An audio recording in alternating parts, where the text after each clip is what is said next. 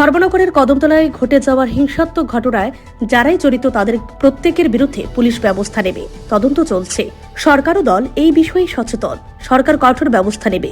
একটি চক্র এই বিষয়গুলি নিয়ে মাতামাতি করছে। কদমতলার ঘটনা নিয়ে এমনই ভাবে প্রতিক্রিয়া দিলেন প্রদেশ বিজেপির মুখপাত্র নবেন্দু ভট্টাচার্য। সোমবার দলের রাজ্য কার্যালয়ে এক সাংবাদিক সম্মেলন করা হয় এই বিষয়ে। নবেন্দুবাবু বলেন, ঘটনার তদন্ত শুরু হয়েছে। পরিস্থিতি স্বাভাবিক করতে যা যা করণীয় সবই করা হয়েছে।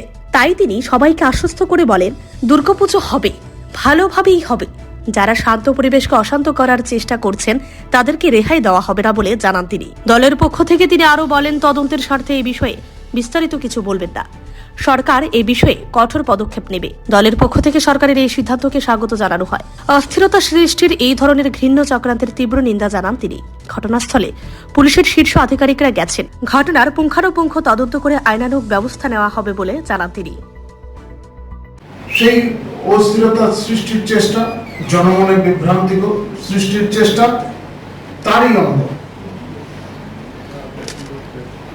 গতকাল আমাদের বিরোধী দলের একজন বিধায়ক তিনি সম্ভাব্য একটি বেসরকারি হাসপাতাল নিয়ে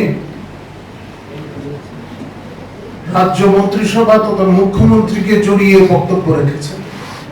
যদিও জবাব আমাদের মন্ত্রী মহোদয় দিয়েছেন, রাজ্য মন্ত্রিসভার একজন সদস্য দিয়েছেন।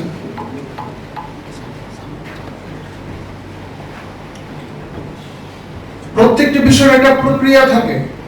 হ্যাঁ, রাজ্য সরকার, ভারতীয় জনতা পার্টি পরিচালিত সরকার এই রাজ্যের উন্নয়ন চায়। স্বাস্থ্য, শিক্ষা, কৃষি সর্বক্ষেত্রে উন্নয়ন চায়। এই রাজ্যের সুস্থ অগ্রগতি চায়। এই সুস্থ অগ্রগতিটা অনেকেরই পছন্দ না। যারা নেতিবাচক দৃষ্টিভঙ্গি নিয়ে চলেন তাদের কোনোভাবেই এই বিষয়গুলি পছন্দ না।